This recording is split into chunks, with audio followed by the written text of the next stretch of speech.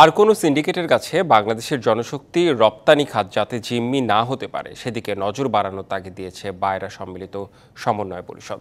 রাজধানীর একটি হোটেলে আলোচনা ও ইফতার মাহফিলে একথা জানান সংগঠনের নেতারা। এ সময় বক্তারা বলেন, বিগত আওয়ামী লীগ সরকারের আমলে সিন্ডিকেট করে শ্রমবাজারকে ধ্বংস করা হয়েছিল। নতুন করে আবার কোনো সিন্ডিকেট হলে শ্রমবাজার আবারও মুখ থুবড়ে পড়বে। সব রিক্রুটিং এজেন্সির জন্য শ্রমবাজার উন্মুক্ত থাকবে এমন একটি সংগঠন গড়ে তুলতে সবার সহযোগিতা চান তারা।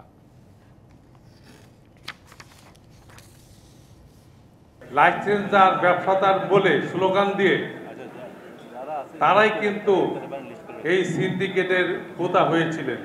সিন্ডিকেটের কারণে আজকে আমরা সমাজে সবচেয়ে নিগৃহীত, সবচেয়ে ঘৃণিত। আমাদের প্রশাসকের মাধ্যমে বাইরে ইলেকশন হওয়া জরুরি, কিন্তু একটা গ্রুপ চক্রান্ত করে এই সিন্ডিকেটের স্বার্থ হাসিল করার জন্য তারা কিন্তু বাইরের কমিটিটাকে বিলম্বিত করছে, ইলেকশনটাকে বিলম্বিত করছে।